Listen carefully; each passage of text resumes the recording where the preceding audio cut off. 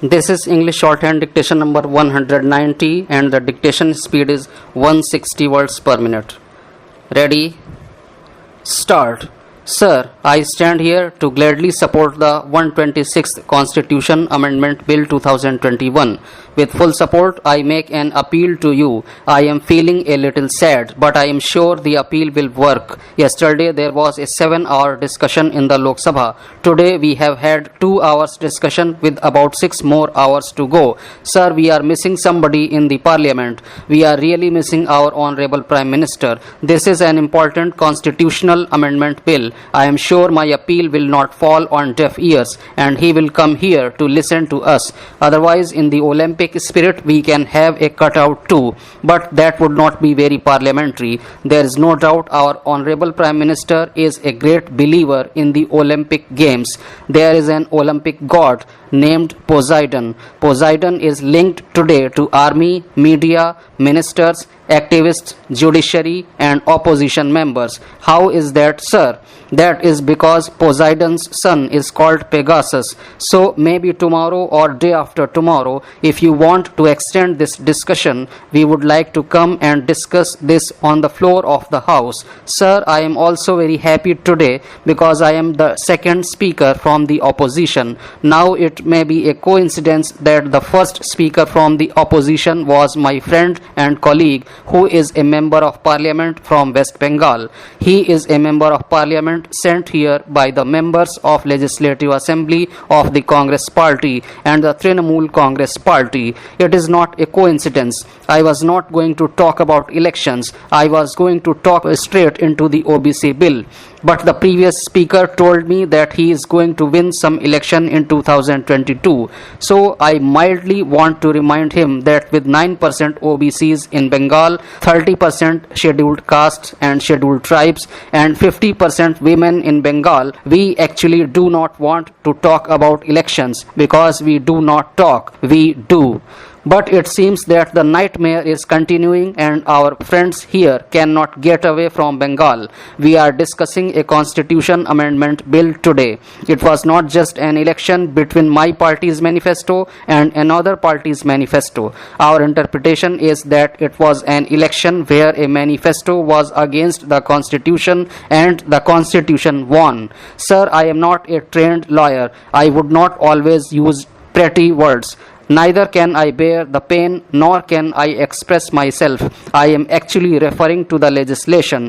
What is this government's track record on poor legislation? Mistakes, oversights, carelessness, etc. were the words of my fellow member of parliament from Bengal. I would use the word incompetence. Let me give you examples. The first one is this. Like every other party, Trinamool Congress Party's dissent note had stated that the amendment to the constitution through this bill undermines the role of state governments. It is all there in the dissent note, much before you went to the Supreme Court. But sir, I want to present today as to how deep this incompetence of legislation is, because we are talking on a constitution amendment bill.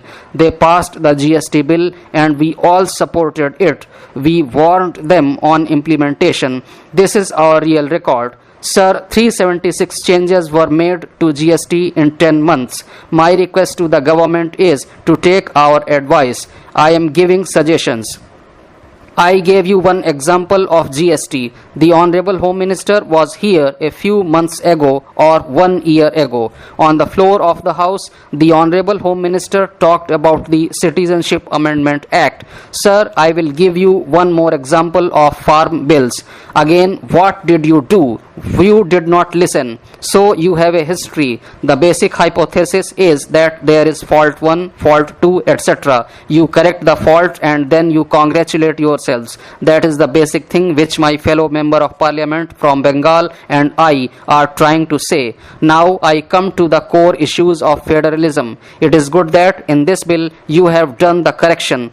We have studied the last 98 bills passed in parliament. Out of the 98 bills passed, 29 are core anti-federal bills.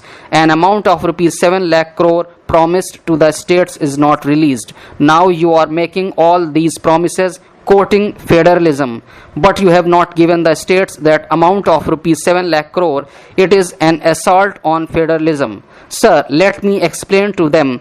The basic hypothesis of the Supreme Court on OBCs has been made by the opening batsman. We discussed our speeches yesterday. That is the coordination we have in the opposition. What is the problem if we do that? Sir, I come to one interesting point. It is again about states. In 2014, the states were spending 46%. Now the states are spending 65% on programs they undertake. Sir, why is there no caste-based census? It is an obvious question. It is a rhetoric question. You see, the BJP has one answer to all the problems, and it is that the real reason for all this is that Pandit Jawaharlal Nehru did this. Pandit Jawaharlal Nehru approved a wrong draft, etc. Look at the 126th amendment which Parliament has passed. The point I am trying to make here is that the smaller you become, the more the majoritarianism attacks you.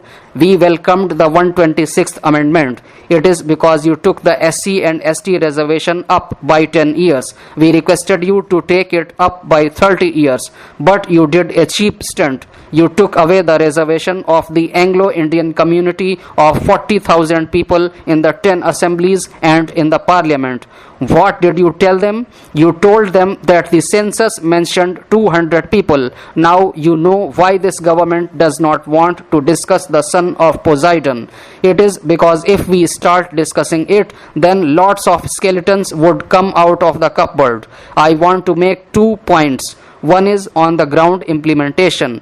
Look carefully at some of your states, especially Uttar Pradesh. Sir, 48% of OBC students are dropping out of IITs and IIMs. Please do not give them just the numbers. Please ensure that they are implemented. In the last 22 days, 35 bills have been passed and everyone is patting themselves on their back. How do we summarize what has happened in the last 2 years in India? I want to leave this with you. I reiterate that we fully support this constitution amendment. Sir, today is a historic day and my party is fully supporting the Constitution Amendment Bill that has come up. Sir, I do not know whether due to the flaws involved in the 102nd Constitution Amendment Bill that was brought earlier or due to the misunderstanding and misinterpretation of Supreme Court, the bill was nullified and the power of the state government was taken away. We are very happy that the Honorable Minister in his statement of objects and reasons has stated that this amendment has been brought with a view to strengthen the federal structure of this country. In most of the bills, directly or indirectly, the powers of the states are being taken away by the central government. We are happy that through this bill, the states are getting back their power and authority which was once taken away. Likewise, there have been legislations where the powers of the states were taken away. If those could also be restored and assigned back to the state government by the center, it would make us happy.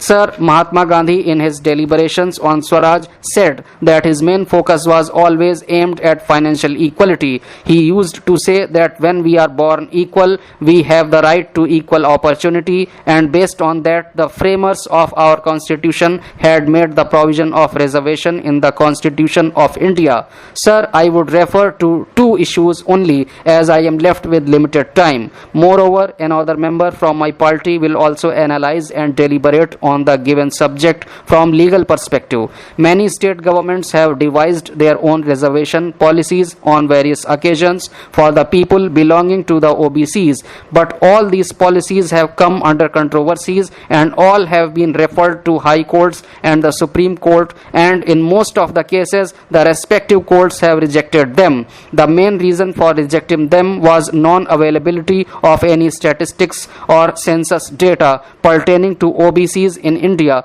The first caste-based census was carried out during the British rule in 1932, and since then it has never been done again. The issues which my friend from the Congress party has highlighted in his speech never got implemented. Therefore, our party proposes that in the forthcoming census there should be at least a provision of caste-based census. If the caste-based census is carried out, then the reasons based on which the courts have been nullifying the cases earlier future would be at least taken care of, and we will get rid of that. I wish to put forward two suggestions. First, the ceiling may be increased beyond 50%, and secondly, the forthcoming census should be conducted based on caste consideration, so that in future any such legislation will be based on a correct data and courts cannot reject them.